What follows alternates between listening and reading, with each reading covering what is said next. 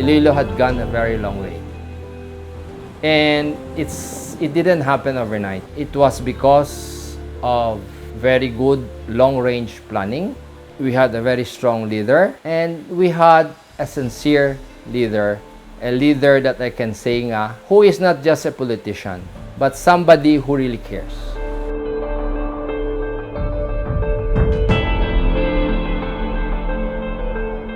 Since pagpungko ni Mayor Jerry, agamat-amat uswag ang syudad ta, no? From hotels to malls, hasta sa subong nga tamaan na gid kadako sang improvements ng syudad.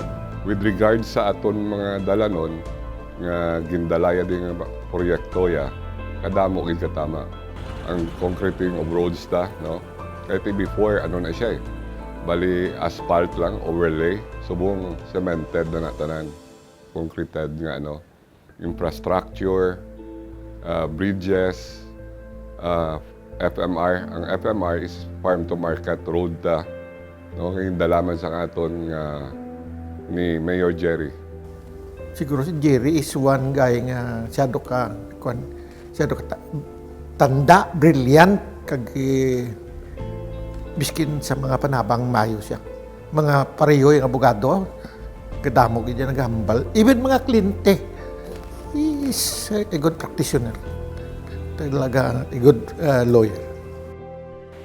I first met Jerry way back 1974 at the Rizal Library of Ateneo de Manila. So during college, pisa na siya magtuon. He's very helpful. Kay he's not only helping us as friends, Juan, bilagaw-lagaw, o muna ba, no? But he helps me in my academics. Siya nag-check. Kung magtuon, gaupod na kami tuon. Kung weekend, gaupod na kami gwa. No? Siyempre, inom. As all teenagers do. Ay halin pa kami sang elementary, high school. Kaga si Mayor Jerry is very cool and down-to-earth person. Sang high school, he is already a student leader. He was a political activist, no, during martial law. Memorable moments. Nung napriso kami I think it was April 9 of 1978. I could remember, nag-rally kami. It was after the election. We were arrested.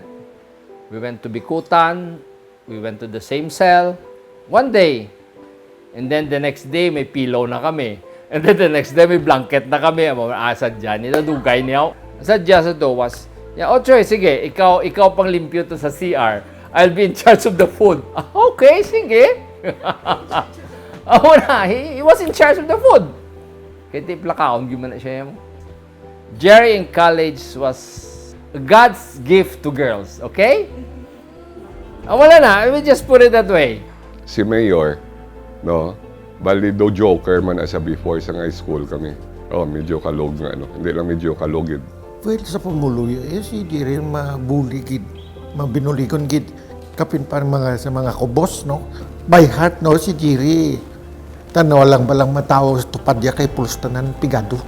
Way kasing mga mangaranan sa tupad ni Jerry. As a father, mga kabataan niya do palangga gid siya. Asawa siya duman siya kapalangga. Ang iya siguro ang nakita ko lang niya is ang iya nga leadership. Ang networking niya kag ang pagdalaya sang pumuluyo sang syudad sang Iloilo, tama gid ka maayo. Ang like for example, ang financial assistance siya, no? Ang iya nga uswag scholar nga dako bulig sa mga estudyante.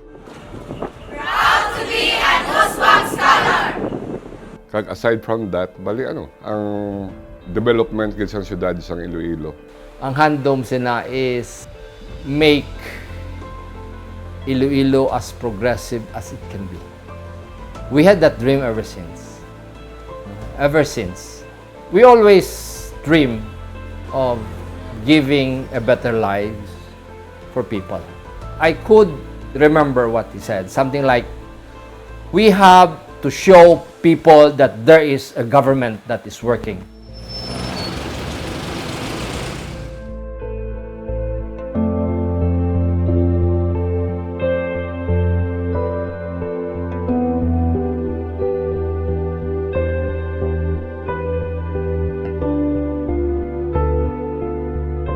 Iloilo City is indeed fortunate to have you as its leader.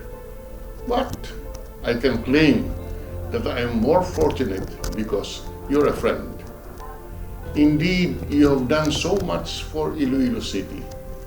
We have worked together in the last several years, but the last 6 months has especially been fulfilling because I can see that our partnership to make Iloilo City a livable and progressive city is fast becoming a reality.